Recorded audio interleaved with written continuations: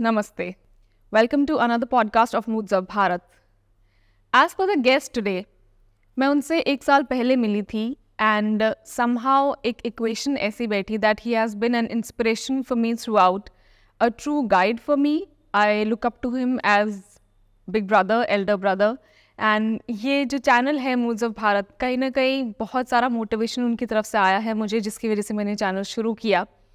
I am very happy, excited and super proud कि आज studio में हमारे साथ श्री कपिल मिश्रा जी हैं, बीजेपी दिल्ली वाइस प्रेसिडेंट.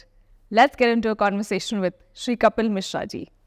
नमस्ते. नमस्ते, कैसे हो दीदी? मैं बहुत अच्छी हूँ.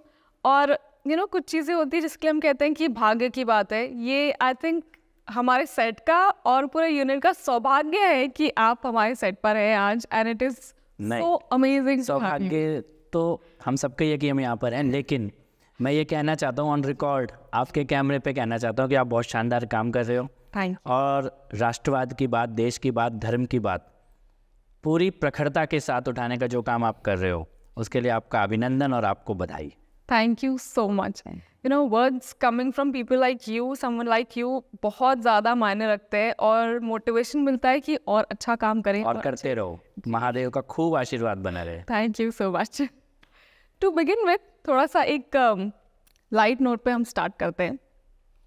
ऐसा कहते हैं कि फिल्में और सारे मीडियम्स ऑफ एंटरटेनमेंट होते हैं, लेकिन आजकल पिछले कुछ सालों से राजनीति बहुत ज़्यादा एंटरटेनिंग हो गई है. जैसे फिल्मों के डायलॉग्स याद रखे जाते थे, वैसे आजकल नेताओं के, लीडर्स के स्टेटमेंट्स याद रखे जाते हैं. तो ये कैसे हुआ?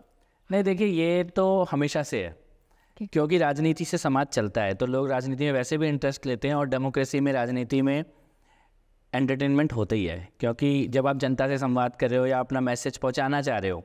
अब बात यह है कि उस मनोरंजक बोलने की क्रिया में आप किसी को हर्ट तो नहीं कर रहे, किसी को तोड़ तो नहीं रहे, या देश का और धर्म का नुकसान तो नहीं कर रहे. तो ये बात बिल्कुल सच है कि राजनीति इस वक्त एंटरटेनमेंट है कुछ लोगों के लिए. लेकिन एक दूसरा धड़ा राजनीति का वो भी है जो कर्मयोगियों का है, जो 24 घंटे अथक निरंतर देश के लिए, धर्म के लिए, अपने दल के लिए काम करते चले जा रहे हैं. और भारत की राजनीति एक परिवर्तन के दौर से गुजर रही है. भारत में पिछले 70 साल में एक ऐसी राजनीति थी जिसमें नेताओं को ज़्यादा मेहनत नहीं करनी पड़ती थी, जनता के बीच में ज़्यादा जाना नहीं पड़ता था, राजे रजवाड़ों की तरह की राजनीति होती थी. लेकिन मोदी जी के आने के बाद, जब प्रधानमंत्री स्वयं 24 घंटे काम करते हुए दिख रहे हैं, जब गृह मंत्री स्वयं काम करते हुए दिख रहे हैं, जब योगी जी स्वयं काम करते हुए दिख रहे हैं, तो विपक्षियों को भी या तो बदलना होगा या फिर वो हाशिए पे चले जाएंगे. तो ये बदलाव का वो दौर है जहाँ केवल बयानों से काम नहीं चलने वाला. यहाँ काम करके दिखाना पड़ेगा, जनता के बीच में रहना पड़ेगा. डिलीवरी, उसका युग भारत की राजनीति में शुरू हो चुका है. एब्सोल्युटली. और मतलब जो चेंज हम देख रहे हैं वो इतना अमेजिंग लगता है कि हम वो विटनेस कर पा रहे हैं. एग्जैक्टली. मैं कई बार ये बात कहता हूँ अदिति कि हमने महाराणा प्रताप को पढ़ा है लेकिन देखा नहीं है. हमने छत्रपति शिवाजी महाराज को पढ़ा है लेकिन देखा नहीं है. हमने नेताजी सुभाष चंद्र बोस को पढ़ा है लेकिन देखा नहीं है. लेकिन हम सौभाग्यशाली हैं कि हम नरेंद्र मोदी जी के कार्यकाल को अपनी आंखों से देख रहे हैं. और आने वाली पीढ़ियां हमसे कहीं ना कहीं ईर्ष्या करेंगी कि भारत के परिवर्तन का ये युग हमने अपनी आंखों से उसके गवाह बने हैं, उसके भागीदार बने हैं. और बदलते हुए भारत को हमने महसूस किया है, जीते जागते महसूस किया है. और ये बहुत बड़ा सौभाग्य हम सभी का है, इस देश का है, कि हम आज इस काल में, इस खंड में खड़े हुए हैं. एब्सोल्युटली. आप तो प्रॉपरली इसका पूरा हिस्सा है. ये जो बदलाव आ रहा है, you are doing your best, मतलब जो भी आपका काम है उसके थ्रू. आम आदमी कैसे इसका हिस्सा बने ताकि कल उनको ऐसा ना लगे कि यार इतनी सारी चीज़ें हुई पर मैं तो कुछ भी नहीं कर पाया उसमें. सभी लोग हिस्सा बन चुके हैं ऑलरेडी. आप, मैं, भारत का हर नागरिक ऑलरेडी हिस्सा है. एक तो हम इसलिए हिस्सा है कि हमने वो बटन दबाया, उंगली का वो बटन, उसी ने इस सबको बदला है. अगर वो ना किया होता भारत के करोड़ों करोड़ों लोगों ने, तो कुछ शुरू ही नहीं होता. तो स्टार्ट बटन भारत की जनता ने दबाया है, उसको बार बार पुश करके आगे बढ़ाने का काम भारत की जनता कर रही है. दूसरा परिवर्तन, कल 1 अक्टूबर को स्वच्छता अभियान हुआ. आपने देखा होगा कश्मीर से कन्याकुमारी तक, बच्चे से लेकर बड़े तक सब उस अभियान का हिस्सा थे. आज से कुछ साल पहले इस देश में अगर आप किसी को सफाई की बात करो, कूड़ा सही जगह फेंकने की बात करो, तो आपका मजाक बन जाता था और ऐसे लगता था किस प्रकार की बातें कर रहे हैं या शो ऑफ कर रहे हैं. लेकिन आज माता पिता भी अगर गाड़ी के बाहर कुछ फेंक रहे होते हैं तो उनका छोटा बच्चा टोक देता है कि मोदी जी ने मना किया है। तो मुझे लगता है कि इस परिवर्तन का हम सब ऑलरेडी हिस्सेदार हैं, भारत का हर नागरिक हिस्सेदार है। वो मजदूर जिन्होंने पार्लियामेंट, नई पार्लियामेंट का निर्माण किया, वो भी इसके हिस्सेदार हैं, उनके हाथों से बनाया गया है। वो कारीगर जो नई नई कलाकृतियाँ बनाकर दुनिया भर में बेच रहे हैं भारत के संदेश के साथ, वो भी इस परिवर्तन के भागीदार हैं। हर एक वोटर, हर एक नागरिक जो जहाँ बैठा है, वो इंजीनियर जो दुनिया के विशाल पुल और सड़कों का निर्माण आज भारत में कर रहे हैं, वो इसके भागीदार है। वो डॉक्टर जिन्होंने कोरोना के काल में पूरे देश को भयावह महामारी से बाहर निकालने का काम किया, वो भी इसमें भागीदार है। तो पूरा देश इस यात्रा में एक साथ चल रहा है। देश का नेतृत्व तो एक नायक के हाथ में है, लेकिन यात्रा में तो सब लोग चल रहे हैं। राइट। लास्ट ईयर जब हम मिले थे तो आपने एक बात कही थी कि अभी देश में एक क्रांति कह लीजिए या एक बहुत सुंदर वेव चली है जो हिंदुत्व की, राष्ट्रवादी हिंदुत्व जिसे हम कहेंगे, उसकी है।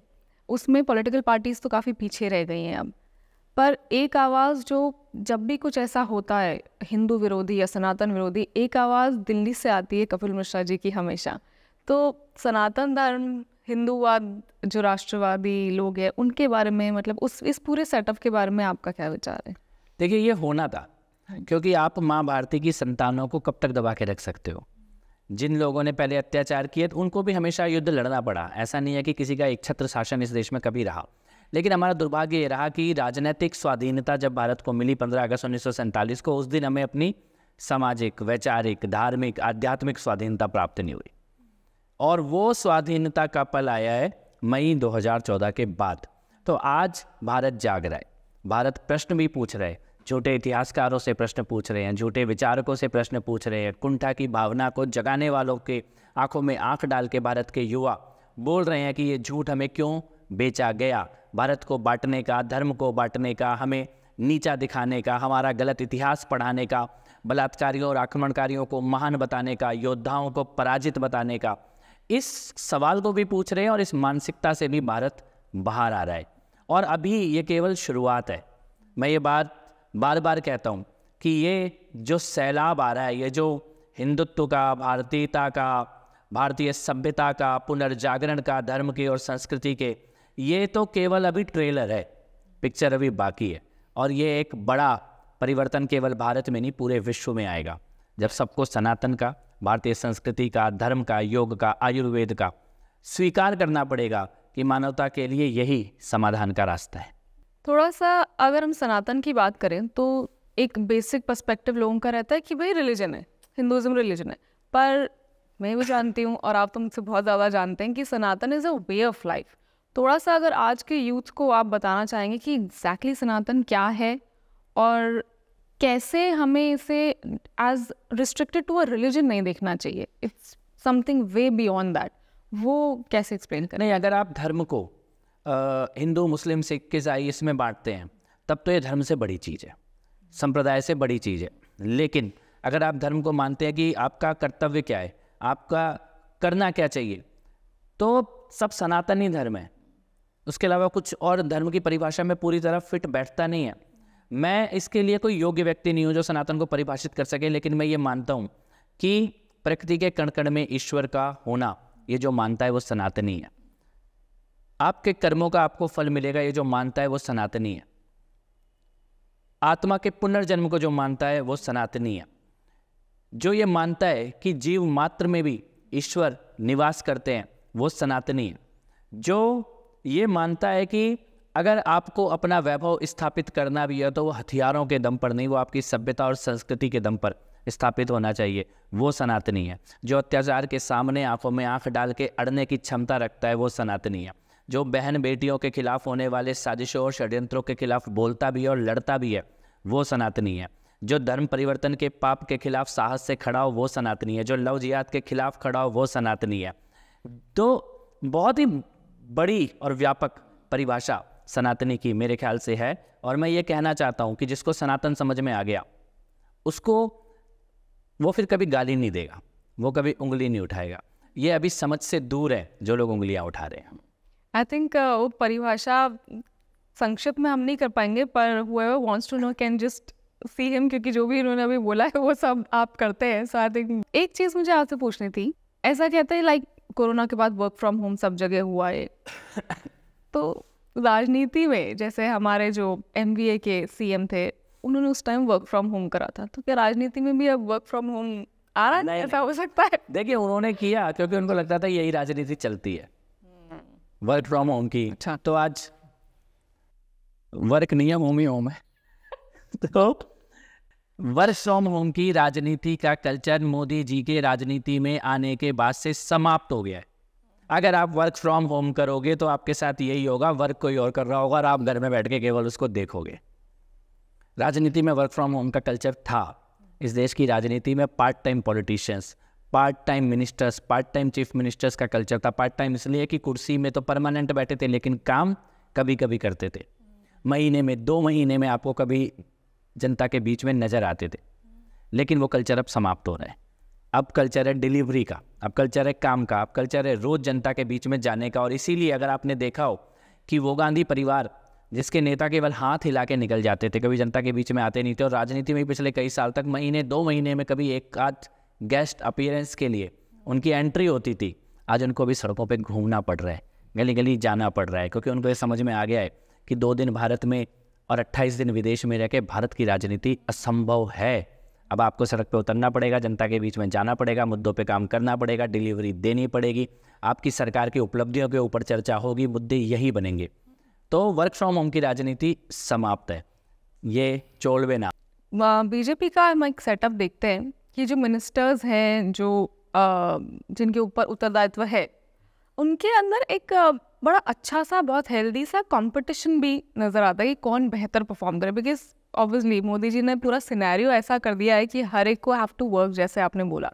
तो क्या जो लीडर्स हैं बीजेपी के, जैसे आप, जैसे अन्नामलाई जी, तो आप लोगों का भी थोड़ा सा एक हेल्दी वो चलता है कि you have to perform good या you have to perform better, ऐसा कुछ? कंपटीशन तो नहीं कह सकते, इंस्पायर हो रहे हैं एक दूसरे से। जैसे मैं अन्नामलाई जी को देखता हूँ तो मेरे को ये लगता है कि एक दिन भी अगर मैं दिल्ली में रहते हुए भी पब्लिक के साथ नहीं गया, तो वो तमिलनाडु में, जहाँ पे विपरीत परिस्थिति में धर्म विरोधी लोग सत्ता में बैठे हैं, उनसे लड़ते हुए अगर वो रोज जा रहे हैं, तो हम दिल्ली में क्यों नहीं जाएंगे?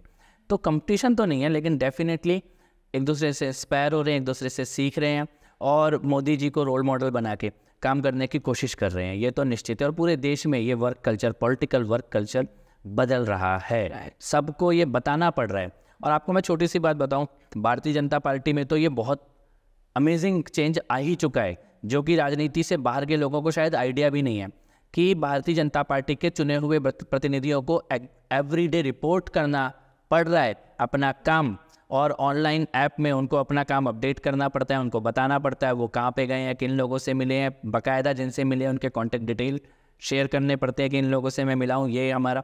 तो एक कॉरपोरेट रिपोर्टिंग जिसको हम बोलते थे, प्रोफेशनल मैनेजमेंट जिसको हम बोलते थे, ट्रैक करना अपने काम को, अपने माइलस्टोन्स को, अपने जो भी आपने टारगेट लिया है, प्रोजेक्ट टारगेट लिया है, उसको ट्रैक करना, उसकी डिलीवरी को चेक करना, रिव्यू करना, वापस जाना, ये भारतीय जनता पार्टी में मंडल, जिला, ब्लॉक, अपने जनप्रतिनिधि, इलेक्टेड जनप्रतिनिधि, MLA, MP सबके लेवल पर मैंडेटरी, ऐसा नहीं कि किसी की मर्जी है तो कर रहा है, ये करना ही सबको है।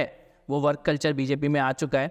बहुत सारी राजनीतिक पार्टियों को इसीलिए समझ नहीं आ रहा कि इतनी बड़ी मशीनरी चल कैसे रही है, लगातार जीत कैसे रही है, क्योंकि ये एडहॉक नहीं है, ये सिस्टमेटिक है, ये प्लान के साथ किया जा रहा है। और हर रोज शाम को एक तरह एक संगठन के तौर पे कहीं ना कहीं लोग जरूर बैठे हैं जो इसको देख रहे हैं कि कहाँ पर चीज़ें चल रही हैं, कहाँ फंसी हैं, जहाँ फंसी है उन्हें ठीक कैसे करना है। और सब कुछ कागज़ पे है, आंकड़ों पे है, डेटा पे है, सॉफ्टवेयर पे है। तो बदल चुकी है भारत की राजनीति। जिन लोगों को समझ नहीं आ रहा, इसीलिए वो कभी EVM पे इल्ज़ाम लगाते हैं, कभी इलेक्शन कमीशन को गाली देते हैं, कभी बोलते हैं कि ये जनता को बहका दिया गया, लेकिन उनको ये समझ नहीं आ रहा है कि बैकअप में कितना कुछ एक साथ चल रहा है जो वो देख नहीं पा रहे हैं। आई थिंक नो वंडर इसीलिए जो 70 साल में नहीं हो पाया वो 9 साल में कर दिया मोदी जी ने, बिकॉज ऑब्वियसली जो लगाम है वो इतनी टाइट खींची हुई है कि everything is following in place. जो किया है ना मोदी जी ने अदिति, अगर उसको हम बताएं तो ऐसा लगता है जैसे कोई चमत्कार हुआ हो। मैं आपको छोटे छोटे 2-3 एग्जाम्पल देता हूँ। वर्ल्ड बैंक के हेड ने अभी पिछले हफ्ते एक बयान जारी किया डिजिटल ट्रांजैक्शन के बारे में भारत के, और उन्होंने क्या बोला कि फाइनेंशियल इंक्लूजन का जो काम 50 साल में होना था 50 साल में जो काम होना था वो प्रधानमंत्री नरेंद्र मोदी के कारण भारत ने 6 साल में अचीव किया है। और ये कौन बोल रहा है? कोई भाजपा का नेता नहीं बोल रहा, कोई आरएसएस का प्रतिनिधि नहीं बोल रहा, ये बोल रहा है वर्ल्ड बैंक का हेड। 85% पॉपुलेशन को डिजिटल फाइनेंशियल सिस्टम के अंदर लाने का काम दुनिया का कोई देश नहीं कर पाया और भारत ने करके दिखाया है। आज अमेरिका में, फ्रांस में, रशिया में, चाइना में, तथाकथित डेवलप्ड कंट्री में, बड़े शहरों में उनके जो सिस्टम उपलब्ध नहीं है वो भारत के गांव और गलियों में डिजिटल पेमेंट का वो सिस्टम उपलब्ध है। जबकि लोग कहते थे, और छोटे मोटे लोग नहीं कहते थे, भारत का वित्त मंत्री पुराने चिदम्बरम, वो कहते थे कि भारत में तो कभी हो ही नहीं सकता, यहाँ तो इंटरनेट ही नहीं है, यहाँ तो बिजली ही नहीं है, यहाँ कैसे होगा? करके दिखाया। 50 साल का काम 6 साल में करके दिखाया। दूसरा एग्जाम्पल आपको देता हूँ, ये तो टेक्नोलॉजी का हो गया, बड़ा काम हो गया, बिल्कुल जमीन से जुड़ा हुआ काम आपको बताओ। प्रधानमंत्री आवास योजना, 70 साल में एक योजना आई थी, इंदिरा आवास योजना। इंदिरा आवास योजना में एक सांसद को, एक एमएलए को 2-2, 3-3 घर अलॉट होते थे कि आप बनवा लो किसी का घर, 2 घर, 3 घर एक कॉन्स्टिट्यूएंसी में। लेकिन पिछले लगभग 9 सालों में, 6 सालों में, 2014 से लेकर आप तक अगर आप जो तो 8 साल में 3 करोड़ घर बन। कैसे? राइट, यह असंभव है, लेकिन करके दिखाया। शौचालय के निर्माण का डेटा आप देखें, 10 करोड़ परिवार जिनके पास शौचालय नहीं थे आज उनके पास हैं। उनके घर की महिलाओं के, बेटियों का कितना बड़ा डिग्निटी, सम्मान और मान मर्यादा का ये काम है। जो लोग कई बार लोग कहते हैं आरक्षण, 33% आरक्षण जो दिया, ये महिलाओं के लिए ऐतिहासिक काम है, ऐतिहासिक काम है। लेकिन इससे भी बड़ा ऐतिहासिक काम महिलाओं के स्वावलंबन और सशक्तिकरण के लिए ये शौचालय के निर्माण का। एब्सोल्युटली। और किसी ने सोचा ही नहीं, मतलब इतनी बड़ी सोचा था थी, किया नहीं था। सोचा तो किसने था? आप हैरान रह जाओगे। पंडित जवाहरलाल नेहरू ने पहली बार जब भारत की संसद चली, पहला कार्यकाल 5 साल का जो उनका था, उसमें संसद में खड़े होकर नेहरू जी ने बोला कि भाई भारत में अगर सब परिवारों के पास शौचालय की सुविधा हो गई तब हम मानेंगे कि भारत में विकास हो रहा है। किसने बोला? नेहरू जी ने। बोल तो दिया पर किया कुछ नहीं। किया किसने? मोदी जी ने। आई थिंक कांग्रेस के भी किए हुए वादे मोदी जी को पूरे करने पड़ रहे पूरी तरह से, लाइक दैट, क्योंकि वो खाली वादे कर रहे थे। वो वर्क फ्रॉम होम के कल्चर में थे। आओ वादे करो, हाथ हिलाओ, चले जाओ। करेक्ट। गरीबी हटाओ का जो नारा कांग्रेस पार्टी ने दिया था, आंकड़े ये कहते हैं कि पिछले 8 साल में भारत ने जितने लोगों को एक्सट्रीम पॉवर्टी से बाहर निकाला है वो दुनिया के इतिहास में किसी देश ने नहीं किया। लगभग 40 करोड़ लोग एक्सट्रीम पॉवर्टी लाइन से बाहर आ चुके हैं। आज भारत में एक्सट्रीम पॉवर्टी 1% है। तो ये कितना बड़ा चमत्कार है। लेकिन गरीबी हटाओ का नारा तो वो 1970 में दे रहे थे, राइट। लेकिन खाली अपनी गरीबी हटा रहे थे, देश की गरीबी नहीं हटा रहे। ये लोगों को इस गरीबी की, भयानक गरीबी की जो मार होती है, जिसमें अन्न नहीं है, कपड़े नहीं है, वस्त्र नहीं, भूख है, हेल्पलेसनेस वाली जो गरीबी होती है, उससे इस देश का बहुत बड़ा वर्ग आज बाहर आ चुका है। और ये चमत्कार पारदर्शिता के कारण हुआ, सरकारी योजनाएं आखिरी व्यक्ति तक पहुंची उसके कारण हुआ, ईमानदारी के साथ डिलीवरी की गई उसके कारण हुआ, और एक बड़ा विजन लेके इस देश को आगे बढ़ाया गया उसके कारण ये संभव हुआ। एब्सोल्युटली। और अगर जो आपने डिजिटल की बात करी तो यूपी में मैं गई थी, वहाँ का एक 3,500 की आबादी का गांव था। वहाँ पे भी शॉप के अंदर लगा हुआ था स्कैनर, और आप स्कैन करके पेमेंट करिए। लेकिन उसी टाइम पे मैं राजस्थान गई थी और वहाँ पे इतना नहीं हुआ था।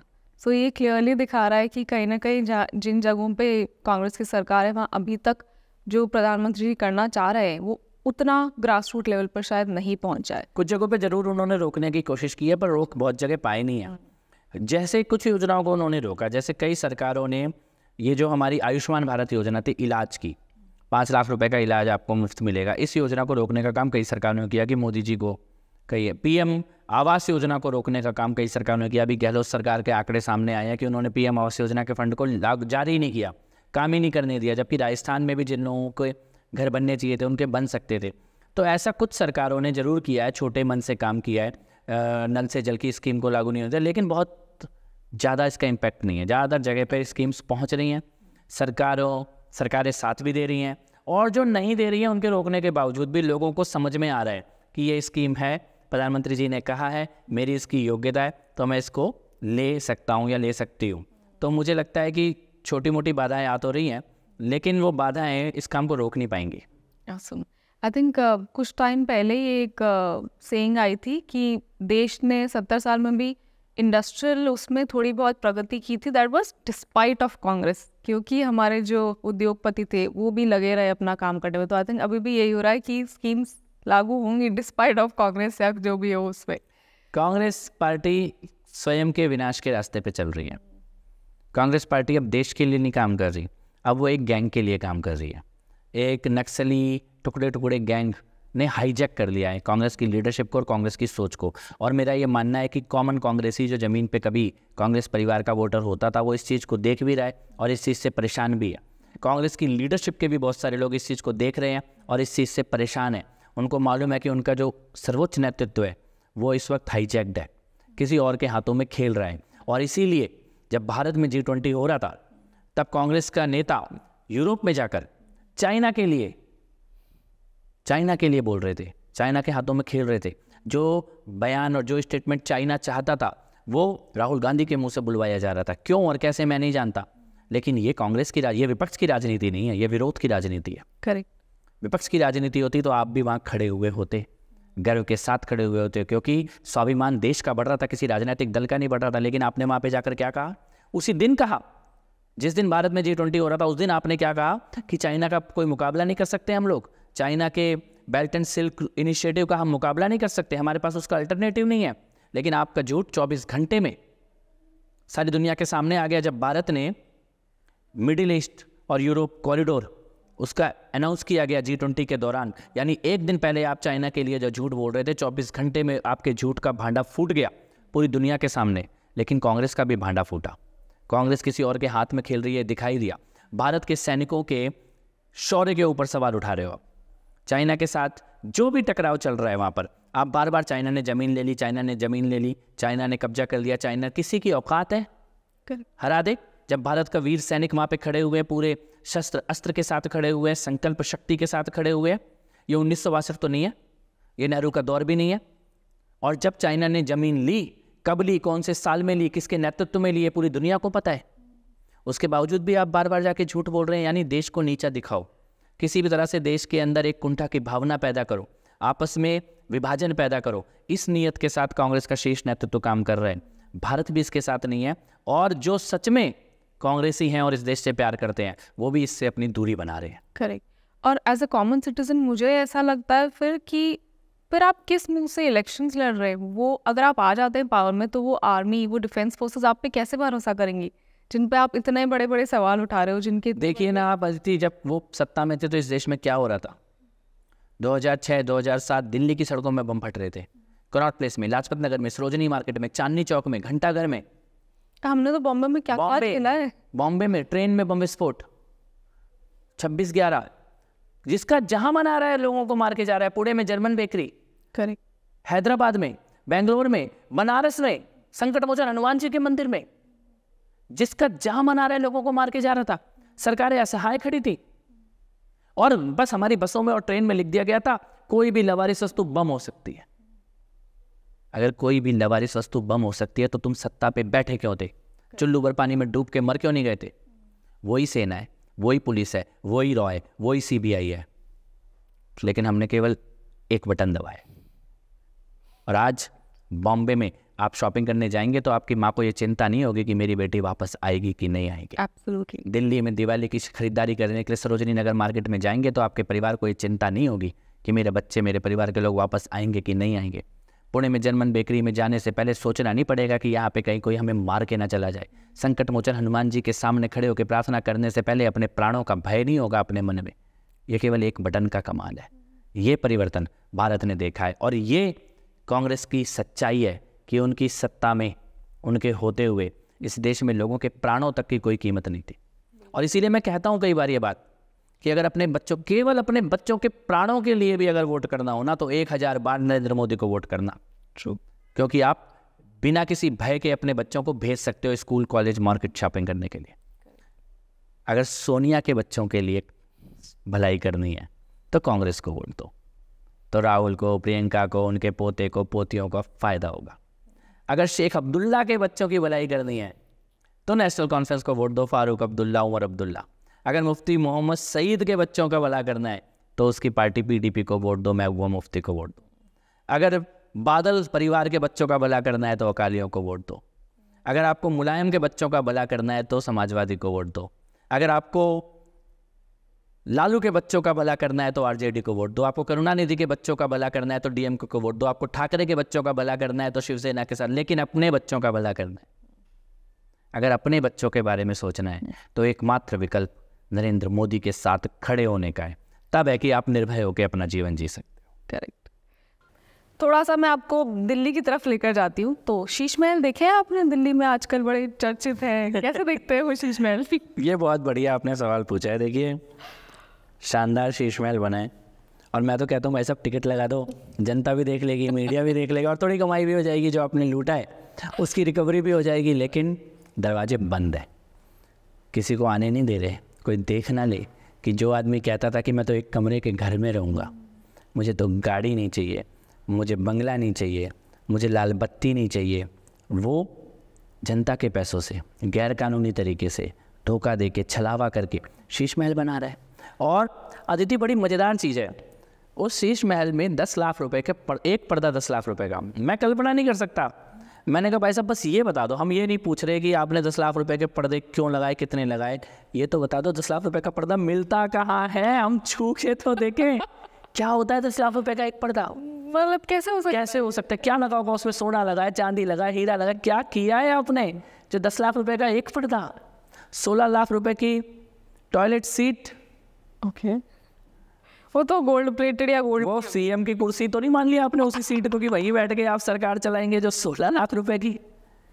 क्या तो आपने सोच लिया कि ये सिंहासन है आपका, ये वो तख्ते ताउस बनाया हुआ है आपने? तो आपने यही व्यक्ति एक जमाना था जब ये भाषण देते थे कि शीला दीक्षित के घर में 12 एसी लगे और आज इस शीश महल में 40। क्यों? क्या ज़रूरत थी? बटन से आपका किचन का दरवाज़ा खुलेगा, बटन से आपका, क्यों? मतलब हिलना डुलना भी नहीं है। और किस काल में? देखो पाप क्या है, पाप क्या है, ये कब बनाया गया? ये बनाया गया कोरोना के काल में, जब दिल्ली में कोरोना की सेकंड वेव चल रही थी और वो इतना भीषण काल था कि लोग शमशान घाट में अंतिम संस्कार के लिए भी सोर्स लगा रहे थे कि मेरे परिवारजन के किसी का अंतिम संस्कार हो जाए। लाइनें लगी हुई थी और सरकार जनता के सामने आके बोल रही थी ऑक्सीजन खत्म हो गई, इलाज खत्म हो गया, पैसे नहीं है, हम कुछ नहीं कर पा रहे। तब दिल्ली का मुख्यमंत्री कोरोना के काल में अपना शीश महल बनवा रहा था, वो भी गैर कानूनी तरीके से। टेंडर किया गया एक बंगले का रिनोवेशन कराने का कि छत टूटी हुई है। अच्छा। और बाद में क्या सामने आया कि बंगला वो है ही नहीं, वहाँ तो एक नई बिल्डिंग बनाई गई है। ओके। उसमें आप विदेशों से मार्बल मंगवा रहे हो, आपकी पत्नी जाके खुद चूज करके शॉपिंग कर रही है कौन सा मार्बल लगेगा, कौन सा सोफा लगेगा, कौन सा पर्दा लगेगा। ये किस प्रकार की अय्याशी और किस प्रकार की बेशर्मी है? किस प्रकार आप जनता के दर्द से कट चुके हैं पूरी तरह से। किसके पैसों से बनाया गया ये? क्यों बनाया गया? किसकी ज़रूरत थी? और आपने तो कहा था ना आपको तो ज़रूरत ही नहीं है। कौन सी दुनिया में चले गए आप? दिल्ली की जनता ने ये सोच कर तो नहीं दिया था कि आप अपना शीश महल बनाओगे और कोरोना के काल में बनाओगे, झूठ बोल के बनाओगे, बिना टेंडर के बनाओगे। टेंडर किया जा रहा है रिनोवेशन का और बनाई जा रही है नई बिल्डिंग। और देखो कितना बड़ा पाप और कितना बड़ा खेल। दिल्ली के अंदर एक कानून है और देश में सरकारों में सब जगह ये कानून है कि अगर आप कोई टेंडर करते हो और वो 10 करोड़ से ऊपर का होता है तो वो पब्लिक अखबार में छपेगा। अच्छा। और ओपन टेंडर होगा, ग्लोबल टेंडर होगा, जो भी चाहे उसको बिड कर दे। तो इन्होंने 9 करोड़ 90 लाख 9 करोड़ 99 लाख के टेंडर करते चले गए। 6-7 टेंडर की मैं 10 करोड़ की लिमिट क्रॉस नहीं करूंगा, जनता को पता ही नहीं लगेगा। Oh my God. सारे डॉक्यूमेंट में खाली सतेंद्र जैन का साइन है और एक इंजीनियर का साइन है। अभी जांच हो रही है ना, सीबीआई जांच कर रही है, तो अब रोते हुए आ रहे हो आप। अब आप कह रहे हो कि कोई जांच, मेरी जांच करा रहे हैं मोदी जी, मेरी जांच करा रहे हैं। पिछली जांच में भी कुछ नहीं निकला। कुछ नहीं निकला तो सतेंद्र जैन जेल में क्यों है?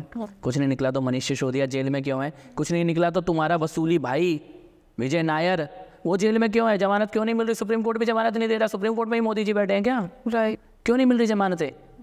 इस प्रकार की अंधी लूट कोरोना के काल में दिल्ली की जनता के साथ शर्मनाक है। लेकिन मैं ये कह सकता हूँ कि बचने नहीं वाले, न ये बचेंगे न इनका शीश महल का पाप बचेगा। भ्रष्टाचारियों की एक ही जगह है। और मैंने 2017 में ये कहा था कि मनीष सिसोदिया, सतेंद्र जैन और अरविंद केजरीवाल तीनों की गति जेल में है। तो कई लोग मुझ पर हंस रहे थे, लेकिन आज 3 में से 2 तिहाड़ जेल में ही है। और तीसरे का नंबर भी निश्चित लगेगा। आपने फैक्ट्स और डेटा शेयर किया, मैं पर्सनली उतना नहीं जानती हूँ, बट डेफिनेटली पूरे देश ने देखा था वो जो कश्मीर फाइल स्टोरी पर जो वो हंसे थे, वो हंसी ना लिटरली आंखों के आगे से जाती नहीं है। आप नहीं भी मानते, उसे प्रोपेगेंडा भी मानते, तो भी किसी का इतना बड़ा दर्द और दुख जब आप उसके ऊपर हंस रहे हो तो वो आपके बारे में बहुत ही एक ऐसी धारणा लोगों के दिमाग में बना देती है कि वो फिर आप बदल नहीं सकते।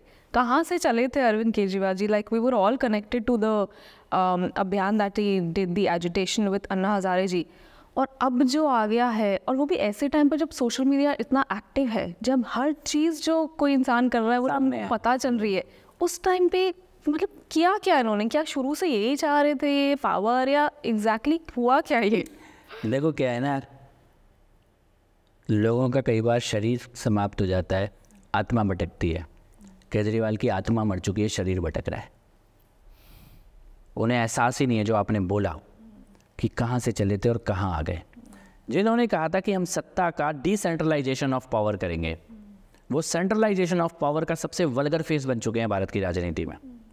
जिन्होंने कहा था कि हम जनता से पूछकर हर काम करेंगे, वो अपना शीश महल भी जनता से छुपा के बना रहा है, और उसकी हिम्मत नहीं है कि शीश महल के दरवाजे दिल्ली की जनता के लिए खोल के एक बार दिखा दे।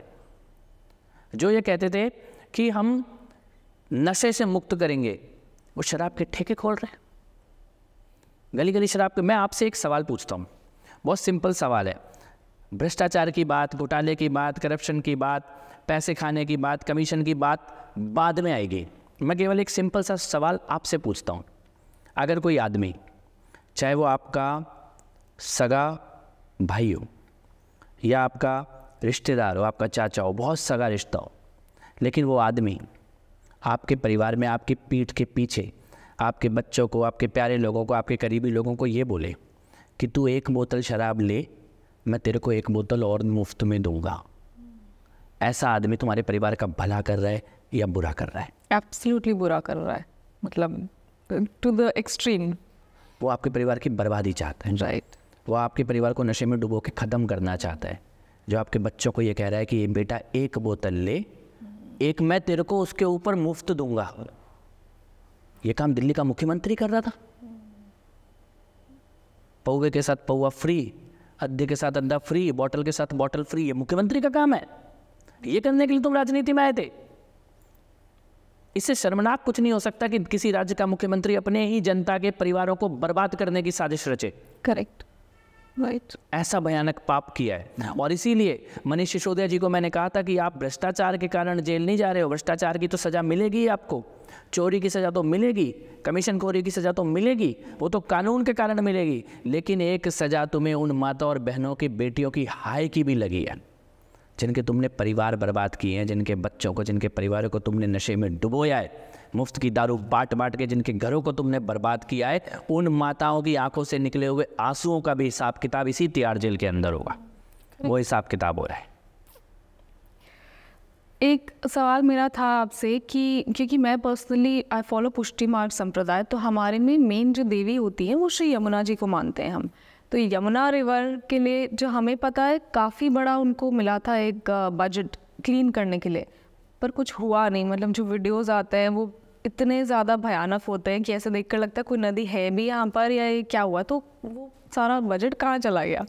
सबसे पहले तो आपका आभार इस सवाल को पूछने के लिए। और कोई माँ यमुना की शादी का ही इस प्रकार का सवाल कर सकती है? मैंने माँ यमुना के लिए छोटा मोटा काम किया है, आंदोलन का काम किया है। जब वहाँ पर एनक्रोचमेंट था यमुना रिवर पर, उसके खिलाफ हम लोगों ने काम किया है। और मैं आपको एक बात भी कहना चाहता हूँ कि आप जितने भी लोग माँ यमुना को मानते हैं, उन्होंने ये महसूस किया होगा, और मैंने भी महसूस किया है कि यमुना जी तो तुरंत सुनने वाली देवी है, तुरंत एक पल की देरी के बिना उनका प्रभाव पड़ता है। लेकिन जो आपका सवाल था उसका एक दूसरा एंगल भी है। दिल्ली में यमुना की सफाई के लिए इतना सरकारी पैसा जा चुका है। Yamuna action plan 1, Yamuna action plan 2, Yamuna action plan 3, उसके बाद और सब प्लान आए, उसके बाद दिल्ली सरकार का ये जो फंड जिसकी बात आप कर रहे हैं, इतना पैसा जा चुका है यमुना की सफाई में कि अगर उतने पैसे की बिस्लेरी खरीद के भी यमुना के अंदर डाल दी होती तो यमुना में साफ पानी बह रहा होता। तो आप सोचो कितना भयानक भ्रष्टाचार है। और आज वही गंदी यमुना, वही नजफगढ़ का नाला, वही शाहदरे का नाला, कुछ नहीं हुआ। वैसा मतलब फॉग वो क्या बोलते हैं, बादल बादल टाइप आए हुए रहते हैं। माँ छठी मैया की पूजा करने के लिए पूर्वांचल की हमारी माता बहनें यमुना नदी में जाती हैं, उन्हें जाना पड़ेगा क्योंकि बहते हुए जल स्रोत के किनारे जाकर सूर्य देव की आराधना करने का संकल्प लिया उन्होंने, लेकिन कहाँ खड़ा होना पड़ रहा है उनको, उस जहरीले पानी में, उस झाग में। वो जहर है। एग्जैक्टली। वो कितनी स्किन प्रॉब्लम क्रिएट कर रहा है, अब सोच नहीं सकते हैं। लेकिन हर साल आप वादा कर रहे हो कि मैं यमुना क्लीन कर दूंगा, हर साल आप वादा कर रहे हो कि मैं यमुना क्लीन कर दूंगा, लेकिन आप उसके लिए कोई कदम ही नहीं उठा रहे। और वो पैसा कहाँ जा रहा है, किसकी जेब में जा रहा है, इसका हिसाब किताब कौन करेगा? किसी भी राज्य की और देश की नदियाँ उसकी व्यवस्था का रिफ्लेक्शन होती हैं। करेक्ट।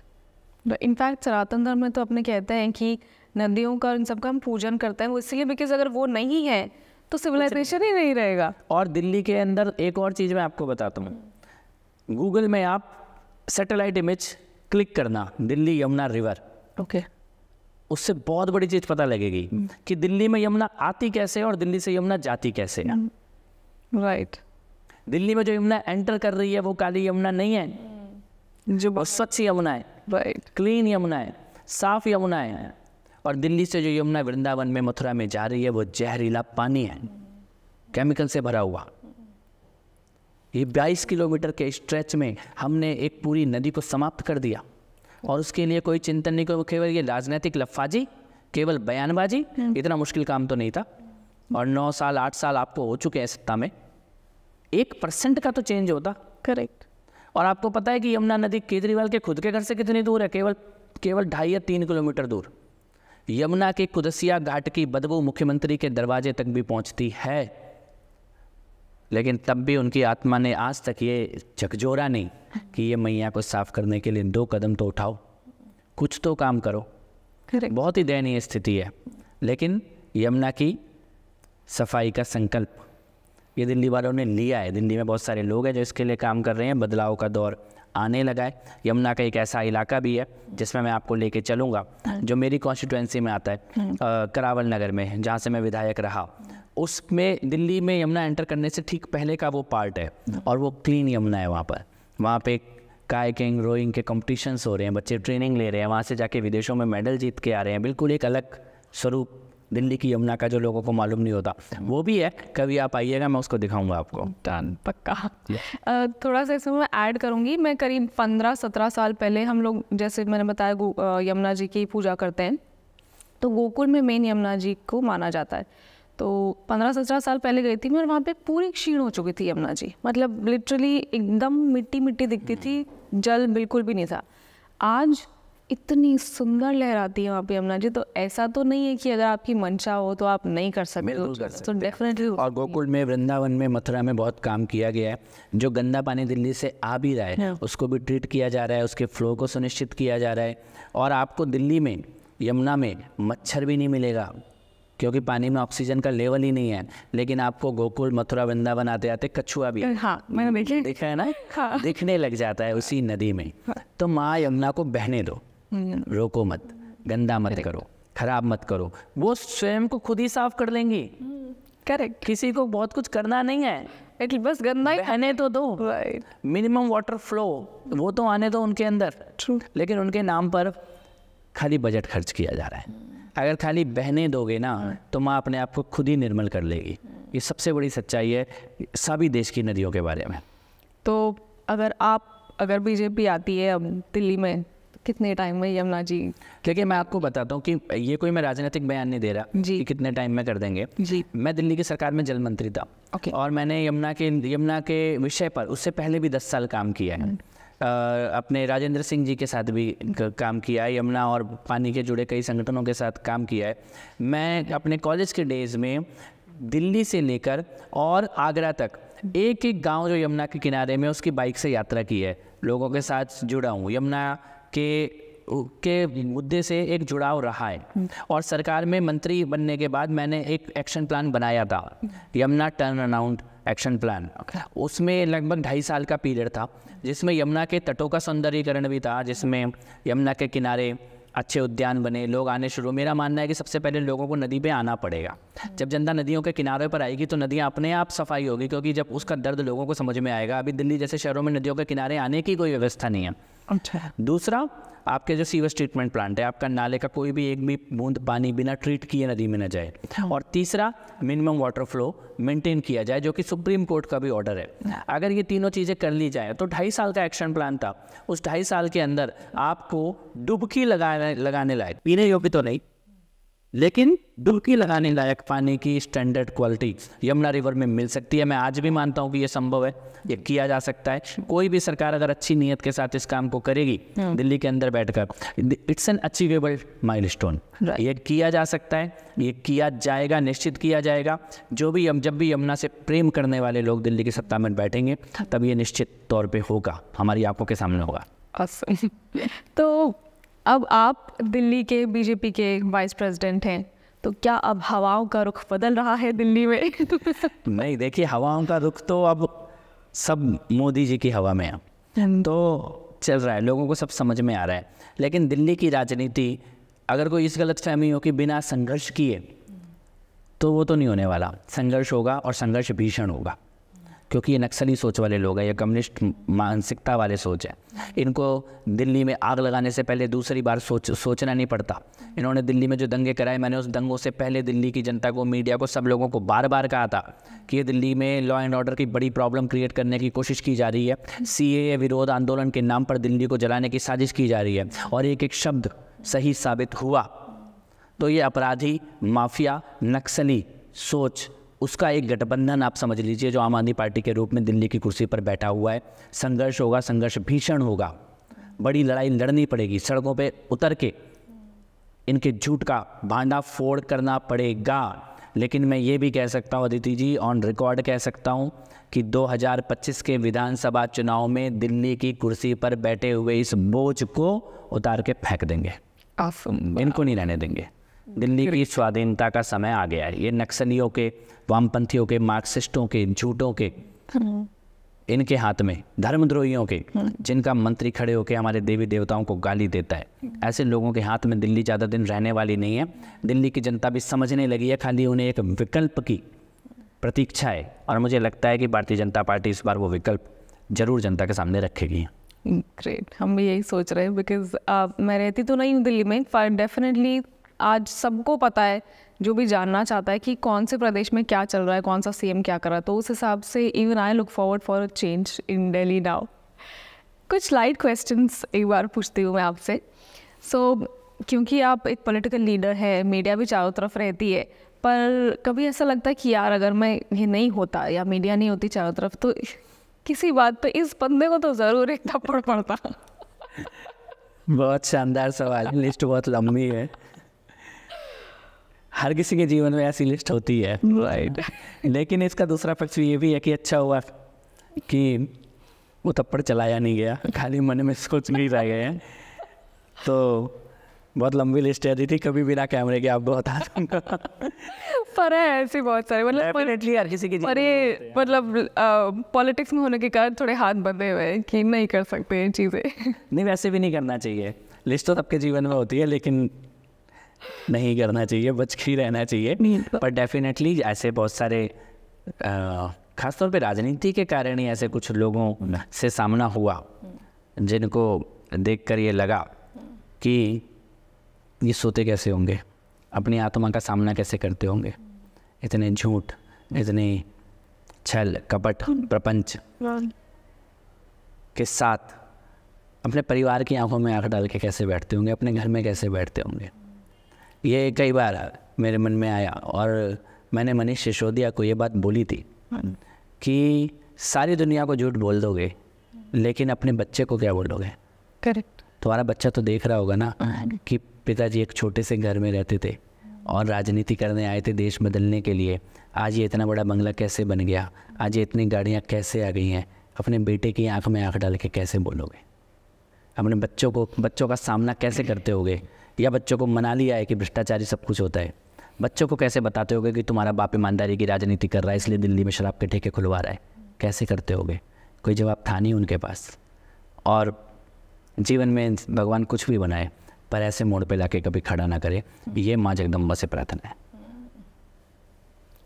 कभी ऐसा हुआ है कि कई बार ऐसा होता है कि हम कुछ बात कर रहे होते हैं, कुछ बोल रहे होते हैं, तो कभी कुछ ऐसा कभी निकला हो मुंह से कि लगा कि अरे यार ये नहीं बोलना चाहिए था, नॉट एग्जैक्टली रिग्रेट बट थोड़ा बहुत कभी ऐसा लगता है कि शायद मुझे ये नहीं बोलना चाहिए था, तो कुछ ऐसा? देखो अदिति, वैसे तो माँ शारदा की कृपा रही है जी कि मन में कभी आया भी है ना कि कुछ बोल देना चाहिए, लेकिन बोला नहीं। माँ शारदा की कृपा रही है, एक मर्यादा में उन्होंने मुझे बांध के रखा है। बहुत आक्रोश में भी मर्यादा की उस सीमा रेखा को लांघने से माँ शारदा ने रोका हुआ है।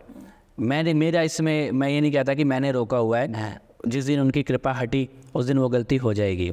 लेकिन ये ज़रूर है कि मुझे लगता है कि मैंने पिछले कुछ वर्षों में एक व्यक्तिगत ये सीखा कि राजनीति में हल्की भाषा और हल्के शब्द उस पर्टिकुलर 1-2 घंटे या 1-2 दिन के लिए तो लग सकता है कि बहुत हमें कुछ गेन मिल रहा है, लेकिन गंभीर भाषा, गंभीरता से व्यक्त किए गए विचार कई बरसों तक आपसे जुड़े रहते हैं और जनता चीज़ों को बहुत ध्यान से सुनती है, बहुत ध्यान से पढ़ती है। कई बार हमें लगता है कि हम जो कह रहे हैं या सुन रहे हैं ये लफ्फाजी या ये हल्के में बोल भी दिया तो कोई फ़र्क नहीं पड़ता, जैसे दोस्तों के बीच में जिस तरह की बातें होती हैं ऐसी समाज में भी।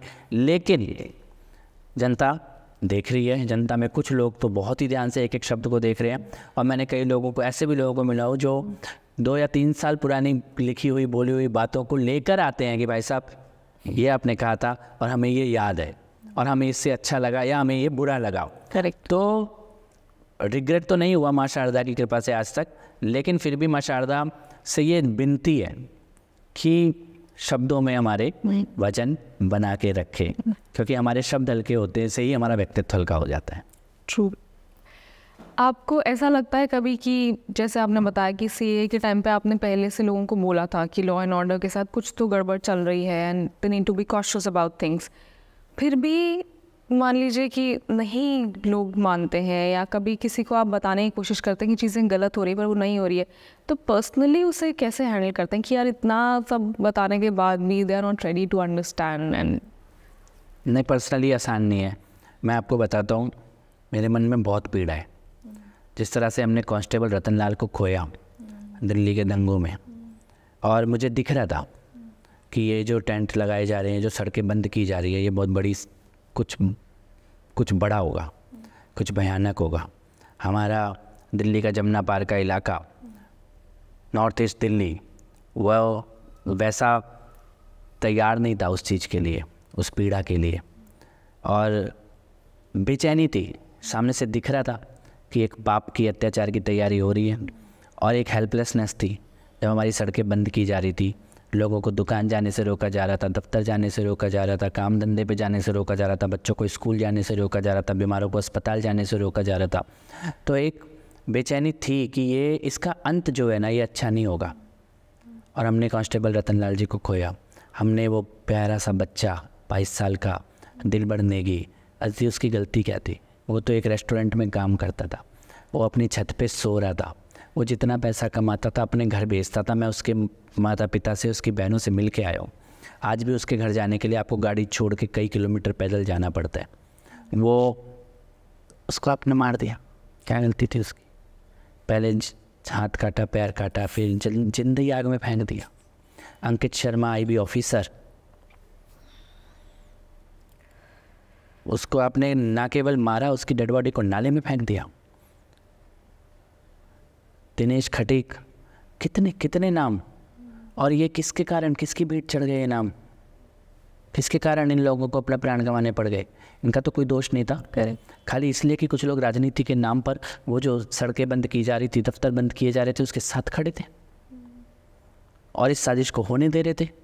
देश की राजधानी को एक तरह से हाईजैक कर लिया गया था, अपहरण कर लिया गया था, लोगों को मरने के लिए छोड़ दिया गया था, और उसके बाद लोगों की जान गई, दोनों का जान माल सबका नुकसान हुआ है। वो मेरे मन में वो कष्ट, और इसीलिए उसके बाद हम लोगों ने लोगों की मदद करने का संकल्प लिया। राइट। हम लोगों ने परिवारों की मदद की, दिल्ली के दंगों में भी की। ईश्वर ने हमें इस लायक बनाया कि हमारे कहने पर कन्हैया लाल जी के परिवार की भी मदद हुई, उमेश कोले जी के परिवार की भी मदद हुई, प्रवीण नेतारू जी के परिवार की भी मदद हुई, दुमका में अंकिता के परिवार। लेकिन इन सब परिवारों के लोगों से जब मैं मिलता हूँ तो मेरे मन में ये आता है कि भारत की राजनीति में कुछ लोग कितने स्वार्थी हो चुके हैं कि आंखों के सामने हमारे मरते हुए बेटे और बेटियों को देखने के बाद भी उनका दिल नहीं बदल रहा। उसके बाद भी वो मारने वालों को पीड़ित बता रहे हैं और मरने वाले को अपराधी बता रहे हैं। ये तथाकथित सेकुलरिज्म का जहर हमारे कितने बेटे बेटियों के प्राण लील चुका है। इसकी अगर कभी बात की जाए, मेरे को लगता है ये इतिहास का सबसे काला सच है, भारत के इतिहास का। क्योंकि आपने सेक्युलरिज्म की बात करी, तो आपको लगता है कि 47 में जो हमारे साथ एज अ सनातनी, मैं बात कह रही हूँ, हमारे साथ जो अन्याय हुआ कि धर्म के नाम पर देश को बांटा गया, लेकिन हमें नहीं मिला देश पॉलिटिकली, यानी कॉन्स्टिट्यूशन में लिखा हुआ नहीं है, निकट भविष्य में या थोड़ा आगे भी क्या हम एक हिंदू राष्ट्र को एक्सपेक्ट कर सकते हैं? देखो अदिति, सबसे पहले तो 47 में जो हुआ वो छल था, वो पाप था। जनता को बताया गया कि धर्म के आधार पर विभाजन हो रहा है, लेकिन सच्चाई है जी कि कांग्रेस पार्टी के लोग आपस में मिलके पावर बांट रहे थे। तू भी पीएम बन जा, मैं भी पीएम बन जाऊं, चल देश के 2 टुकड़े कर देते। एब्सोल्युटली। क्यों मैं ये बात कह रहा हूँ? क्योंकि 14 अगस्त की शाम को जब इस देश के 2 टुकड़े किए गए तो किस आधार पे किए गए? कि हिंदू और मुसलमान एक साथ नहीं रह सकता। राइट। 14 अगस्त की शाम का सच आप ये बता रहे हो देश की जनता को कि हिंदू मुसलमान एक साथ नहीं रह सकता, 2 देश बना लो, और 15 अगस्त की सुबह आप ये कह रहे हो कि बचे हुए देश में एक साथ रह सकता है। तो या तो आप 14 अगस्त की शाम को झूठ बोल रहे थे, या फिर आप 15 अगस्त की सुबह झूठ बोल रहे थे। करेक्ट। और सच ये है कि हिंदू मुसलमान एक साथ उससे पहले भी रहता था और उसके बाद भी देश में रह रहा है। दंगे फसाद, लड़ाई झगड़ा जो भी कुछ हो, उसके बावजूद भी देश के 2 टुकड़े करने की नौबत नहीं थी। ये आपने अपनी सत्ता के लालच में किया कि तू भी पीएम बन, मैं भी पीएम बनूं, तेरा भी परिवार राज करे, मेरा भी परिवार राज करे। इसके कारण आपने इस देश के 2 टुकड़े कर दिए। और जहाँ तक हिंदू राष्ट्र की बात है, मेरा ये मानना है कि धरती सूरज के चारों तरफ घूमती है, ये सत्य है। कोई इसको माने तब भी धरती सूरज के चारों तरफ घूम रही है, और कोई ना माने तब भी धरती सूरज के चारों तरफ ही घूम रही है। तो आप मानो या ना मानो, ये हिमालय से लेके सागर तक का जो देवभूमि क्षेत्र है, ये हिंदू भूमि क्षेत्र है।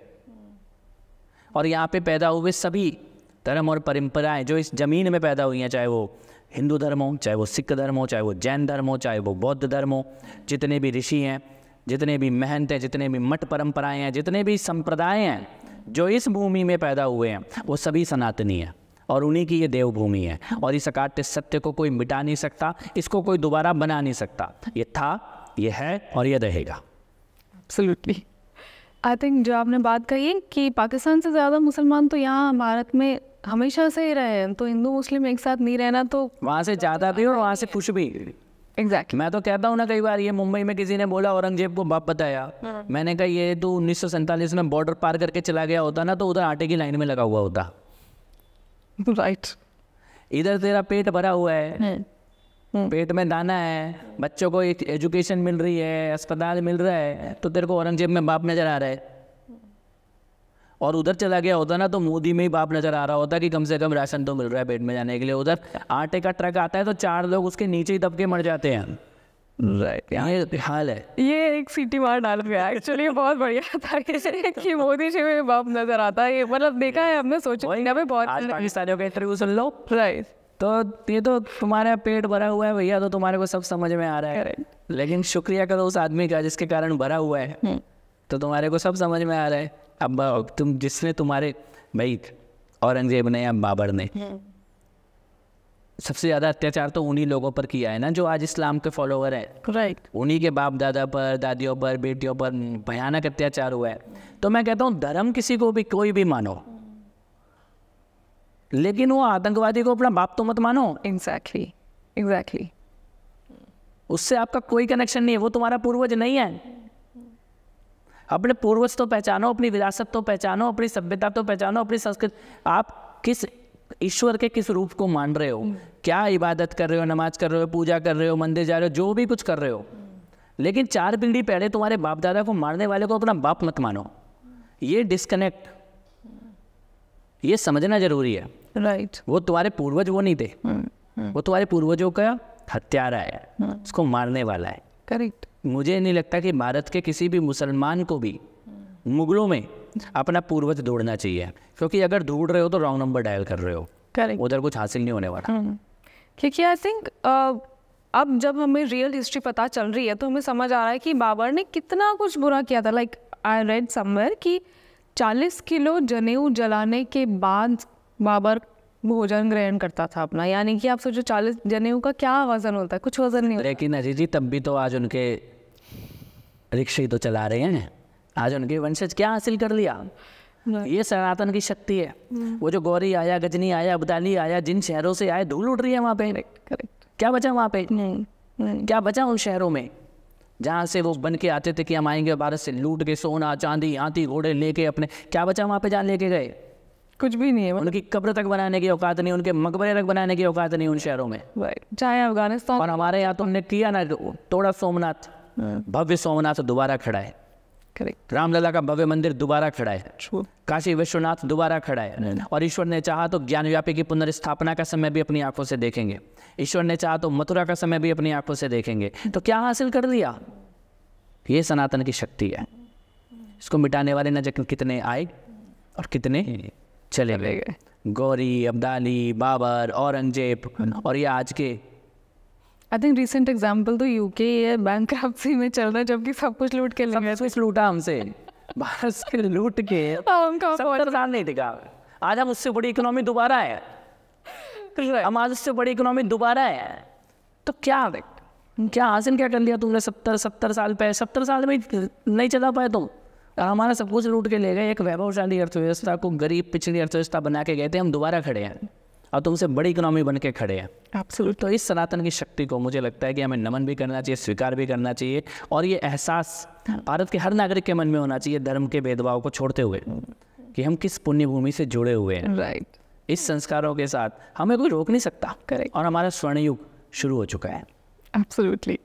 थोड़ा सा इसमें मैं ऐड करूँगी कि लोग ये नहीं समझ पाते हैं कि भाई अगर हम वापस उठ भी रहे हैं तो भारत का रेजिलियंस है, इसका सनातन से कैसे हम जोड़ सकते हैं। बट हमारी जो बेसिक मान्यताएं हैं, जैसे थोड़े दिन पहले मैं अपने फ्रेंड से बात करी थी, तो हम त्योहारों पर सोना चांदी खरीदते हैं, लोग वाइन खरीदते हैं, चीज़ खरीदते हैं। तो ये जो बेसिक कल्चरल डिफरेंस है, इसी की वजह से we are able to rise back again, क्योंकि हमारे सनातन की टीचिंग्स में, रिचुअल्स में ये है कि आप सेविंग्स करो, सोना चांदी घर में रखो, तो it is easy for us to rise back. यही cultural difference is the main difference जो हम सनातन का। बहुत बिल्कुल आपने सही कहा। हमारी संस्कृति में ये शामिल है, और इसीलिए हमको कोई कितना ही मिटाने की कोशिश करें, हम बार बार खड़े होंगे और पूरे वैभव के साथ खड़े होंगे। और हमारे मिटाने का दौर समाप्त हो चुका, अब हमारे खड़े होने का दौर है। ये शुरुआत है जो अभी हम देख रहे हैं। योग की पुनर्स्थापना पूरे विश्व में हो रही है, आयुर्वेद की पुनर्स्थापना पूरे विश्व में हो रही है। कोरोना के काल में पूरी दुनिया ने हाथ जोड़ के नमस्ते करना सीख लिया है। सबको ये समझ में आ गया है कि मानवता के बड़ी संकटों का समाधान वेद में, शास्त्रों में, योग में, आयुर्वेद में। लाइफ स्टाइल के संकटों का समाधान वेद में, शास्त्र में, योग में, आयुर्वेद में। क्लाइमेट क्राइसिस के सॉल्यूशन वेद में, शास्त्रों में, योग में, आयुर्वेद में। ये सनातन की तरफ पूरे विश्व को जाना ही होगा।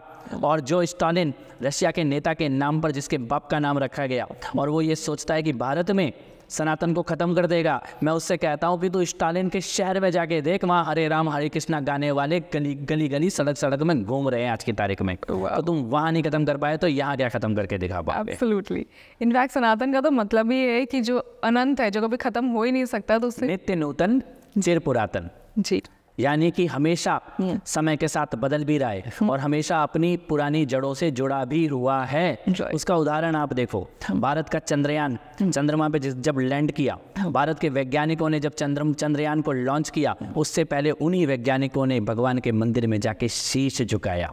नित्य नूतन चिर पुरातन। एक तरफ वो वैज्ञानिक है, साइंस उनकी रगों में है, वह विज्ञान को समझते हैं। वो दुनिया का वो चमत्कार करने जा रहे हैं दुनिया के किसी देश ने नहीं किया। चंद्रमा की उस जगह पे भारत का चंद्रयान लैंड करने वाला था जब दुनिया के किसी देश का कोई यान कभी लैंड नहीं हुआ है। लेकिन वो वैज्ञानिक भी पहले भगवान के आगे सिर झुकाता है, उसके बाद चंद्रयान के लॉन्च के लिए जाता है। और जब चंद्रयान चंद्रमा की धरती पर उतरता है तो उस पॉइंट का नाम किसी नेता के नाम पर नहीं रखा जाता, शिव शक्ति के नाम पर रखा जाता है। ये है नित्य नूतन चिर पुरातन सनातन की शक्ति। और मुझे लगता है पूरी दुनिया आज उस शक्ति को समझ भी रही है और नमन भी कर रही है। एब्सोल्युटली। मतलब सच में वो तो एक बहुत ही अमेजिंग मोमेंट ऑफ प्राउड था पूरे देश के लिए।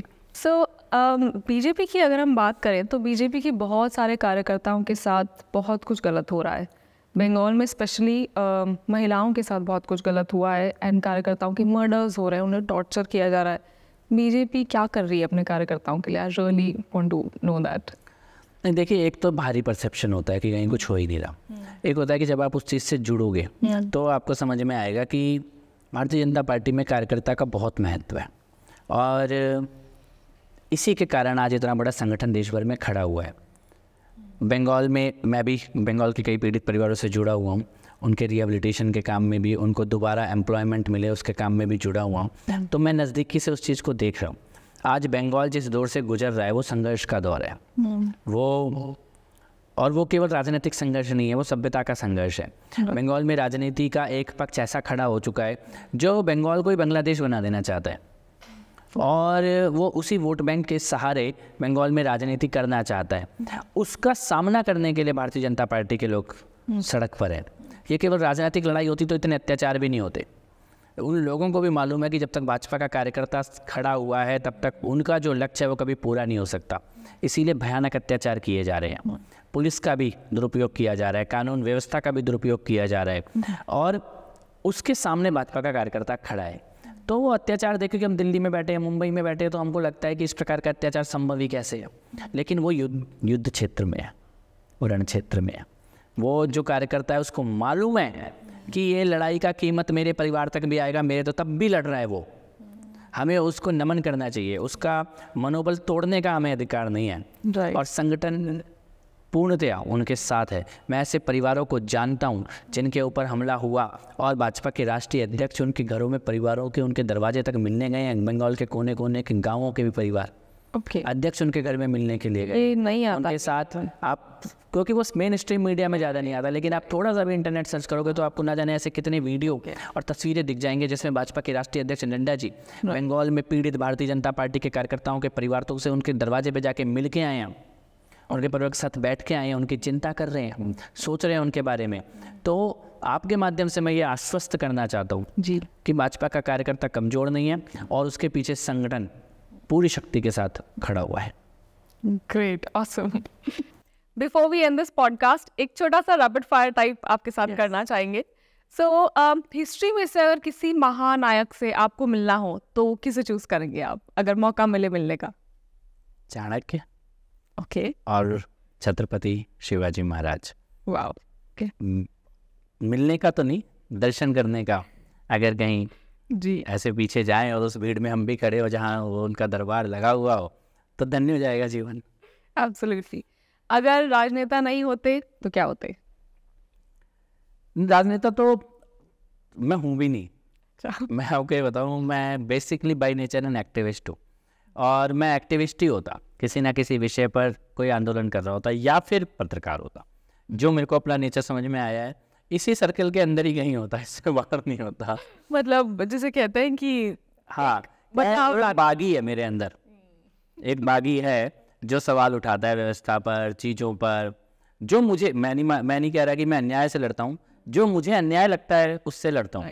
तो मेरे परसेप्शन में जो गलत है उससे लड़ता हूँ, और वो बैठे ही हुआ है कीड़ा। तो वो मैंने अपने को स्कूल और कॉलेज के टाइम से देखा है, तो उसी रूप में कहीं ना कहीं होता। एब्सोल्युटली। और अगर एक दिन के लिए कोई एक सुपर पावर आपको मिले तो वो सुपर पावर क्या चाहेंगे और उससे क्या करेंगे आप? कोई आइडिया नहीं है कौन सी सुपर पावर। आप बताओ कौन सी मिले तो सोच सकता हूँ कि क्या करेंगे, लेकिन पता नहीं। आई थिंक सुपर पावर तो भगवान ने हम सबको दी है, ऑलरेडी है, और मैं तो इस चीज़ को महसूस करता हूँ कि माँ शारदा ने तो एक क्षमता दी है, तो उससे कर रहे हैं जो कर सकते हैं, उसे बेहतर करें, लेकिन पता नहीं, no clue. Great, it was lovely having you in the studio. Thank you so much आने के लिए, इन्विटेशन एक्सेप्ट करने के लिए। एंड मूड्स ऑफ भारत के माध्यम से I would just like to say कि आई होप दिल्ली की जनता अब आपको बहुत सारी रिस्पॉन्सिबिलिटीज़ दे आगे जाकर, और एक अच्छा नेतृत्व दिल्ली को मिले। So best wishes from us and thank you so much. Thank you Aditi, और बहुत शानदार आप काम कर रहे हो। मूड्स ऑफ भारत बहुत आवश्यक विषयों को उठाने का काम कर रहा है। आपके लाइनअप में जितने भी लोग आ रहे हैं इंटरव्यू में, जो मैं देख रहा हूँ, वो देश की वो आवाज़ें हैं जो जनता सुने, नागरिक सुने, इसकी आवश्यकता है। तो आप बहुत अच्छे अच्छे लोगों से बात कर रहे हो, संवाद कर रहे हो, और बहुत सही सवाल, सटीक सवाल उनसे पूछ रहे हो। इसी प्रकार आप करते रहो, आगे बढ़ते रहो, हम सब साथ में हैं। अभिनंदन आपका और आभार आपका मुझे यहाँ बुलाने के लिए। Thank you so much. Thank you. नमस्ते। नमस्ते दोस्तों, जय श्री राम। आपसे एक छोटी सी विनती है, इंस्टाग्राम पर और यूट्यूब पर एक चैनल है मूड्स ऑफ भारत, इसको ज़रूर लाइक कीजिए, सब्सक्राइब कीजिए। मेरा तो ये फेवरेट चैनल है, मैं दिन में एक बार ज़रूर देखता हूँ। जय Shri Ram. So that was BJP Delhi Vice President Shri Kapil Mishra ji for you. अगर आपको ये पॉडकास्ट अच्छा लगा हो तो प्लीज मूड्स ऑफ भारत को लाइक, सब्सक्राइब एंड शेयर करें। बेल आइकन पर क्लिक करें ताकि जब हमारा नेक्स्ट पॉडकास्ट आए आपको पता चल जाए। Thank you so much. नमस्ते।